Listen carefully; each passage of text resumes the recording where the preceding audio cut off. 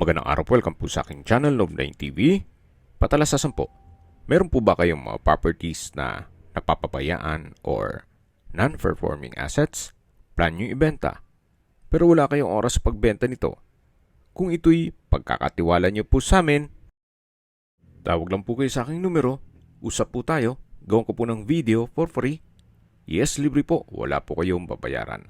Tutulungan pa namin kayong mabenta ang inyong property. Kami na po bala sa marketing, sa boosting or paid ads. Even sa tripping, hindi na po kayo mapapagod sa pag-entertain ng mga buyers. Kami na po bala sa lahat. Tawag lang po kayo. Nandito po tayo ngayon sa San Jose, Nueva Ecija, sa isang bagong subdivision na ang total lot area po nito ay 3 hectares more or less at ang saleable naman na area ay 2 hectares more or less. So meron pong vacant space including itong clubhouse at mga concrete roads na 1 hectare. Kompleto rin po ang amenities gaya nitong swimming pool.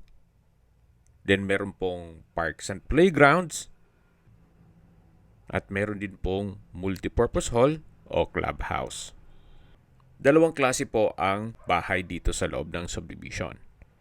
Meron pong 2-story house, itong nakikita nyo, na kung saan meron pong 120 units. At ang minimum lot area naman ay 120 square meters. Isa po ito sa model house na kung saan yan pong mga furnishings ay hindi po kasama. Modern design na rin po itong bahay gawa ng meron pong corner glass window.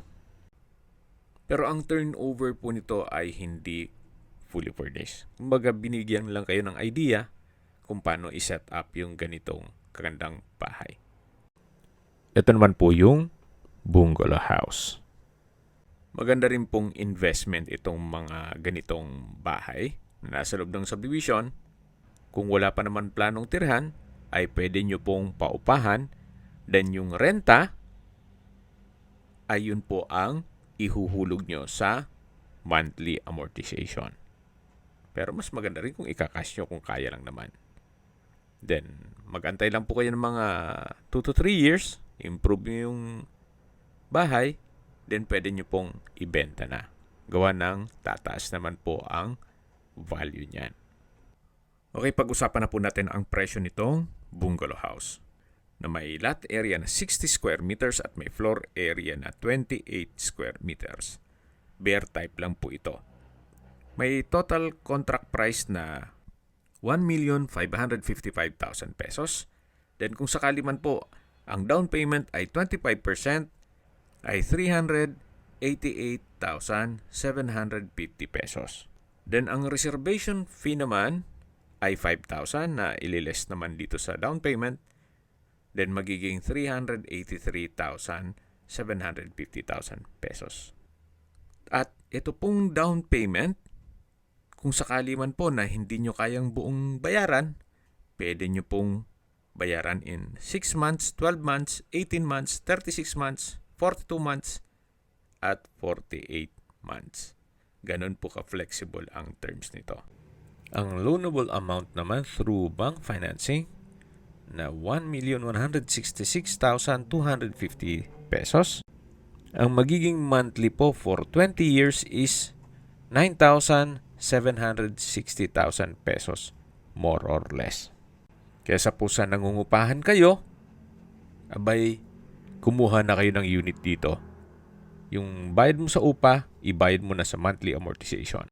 At kung sakali man po na komplikado ang inyong marital status, pwede naman po kayong mag-in-house financing para walang maraming requirements. At hindi na ma-involve dito yung mga ex ninyo. At tungkol po dyan, tawag na lang po kayo sa aking numero at usap tayo. Ito naman pong 2-story house na presyo. Ang total contract price po nito ay 3,921,000 pesos. Then ang down payment na 20% ay 784,200 pesos.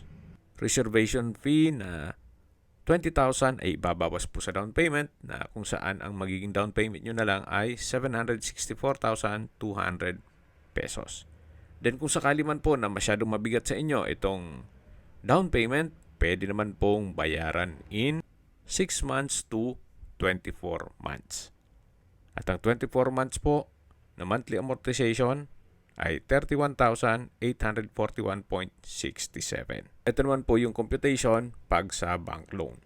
Ang loanable amount is nasa 3,136,000 pesos 800. So ito po yung magiging monthly nyo. Rough estimate lang po ito Kung 20 years to pay, 27,221 and 88 centavos. Ito naman po yung in-house financing. Kung walang maraming requirements at komplikado ang inyong marital status at ayaw nyong isama ang inyong ex sa dokumento, pasok po kayo dito sa in-house financing. Ang loanable amount is 3,136,800 pesos.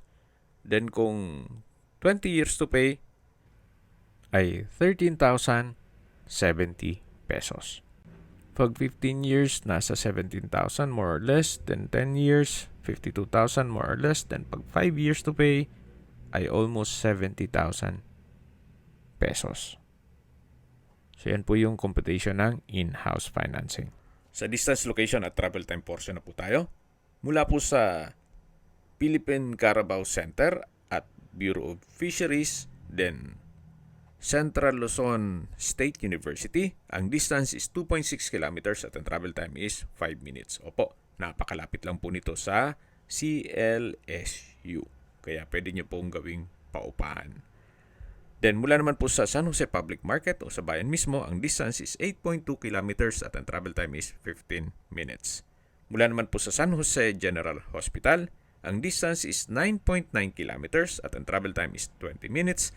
At yan po yung lagi kong binabanggit sa inyo na dapat yung i-consider sa paghanap ng property, yung meron pong malapit na hospital. Hindi ko naman po sinasabing sakitin kayo. Yan naman po for emergency purpose lang naman. At mula naman po sa Cabanatuan City, ang distance is 39.1 kilometers at ang travel time is 59 minutes. Mula naman po sa Clark International Airport, ang distance is 89 kilometers at ang travel time is 1 hour and 31 minutes. Opo, mahigit isang oras lang po nasa airport na kayo mula dito sa subdivision. Kung may mga katanungan po kayo, tawag lang po kayo sa aking numero. Sa mga kababayan naman natin na sa ibang bansa, meron po akong WhatsApp, Viber at Telegram. Same number lang po, 0917-316-3399. Sa mga nagtatanong naman po ng aming Facebook, meron po aming Facebook page na Nov9TV at Facebook Real Video. Meron din pong TikTok at Instagram. May ibang YouTube channel po kami, the Nov9TV channel, Nov9TV Listings, Nov9TV On The Spot, Nov9TV Updates, at Nov9TV House Rental. Sana po naibigyan nyo ang video presentation. Paki-like and subscribe na lang po sa aking channel para ma-update din po kayo sa aking future listings. Kung sakali po hanap nyo yung mas malaking sukat ng lupa, meron din po kami ibang listings na pwede nyong pagpilian. Huwag po kayong mag-atubiling tumawag sa amin. Then, let us know your budget para malaman namin kung anong property pwede naming ilog sa inyo. Sa lahat pong viewers, subscriber at nagtiwala po sa amin, salamat po sa suporta. Ingat po kayo lagi at yung pamilya. Maraming salamat po.